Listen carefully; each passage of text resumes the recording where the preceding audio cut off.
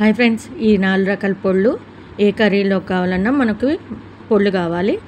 2 రకాలేమో కర్రీస్లోకి, ఇంకో 2 రకాలేమో రైస్లోకి. జీలకర్ర వేయించుకున్నాను. ఏ కర్రీలోకైనా మన జీలకర్ర ధనియాల పొడి కావాలి కదా, అందుకని జీలకర్ర వేయించేసుకొని పక్కన పెట్టేసుకున్న. కప్పు తీసుకున్న, కొలత ఇచ్చాను, మీకు చూపించాను.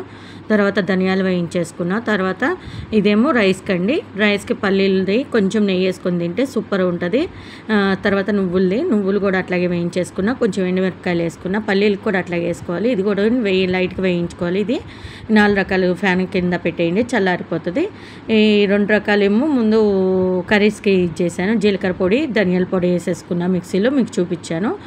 ఇంకోది తర్వాత ఈ 2 తర్వాత పల్లీలు అది కూడా వేసాను. పల్లీలు దాంట్లో కొంచెము మిక్సీ వేసిన తర్వాత సాల్ట్ వేసుకోండి, చాలా బాగుంటుంది. వేడివేడి అన్నంలోకి కొంచెం నెయ్యి వేసుకొని తింటే అసలు వదలకుండా తింటారు. నువ్వుల పొడి కూడా అంతే, అంత బాగుంటుంది. నచ్చితే ఒక లైక్ అయ్యండి, సబ్స్క్రైబ్ చేసుకోండి. లక్కీ టాక్స్ సరికొత్త వీడియో.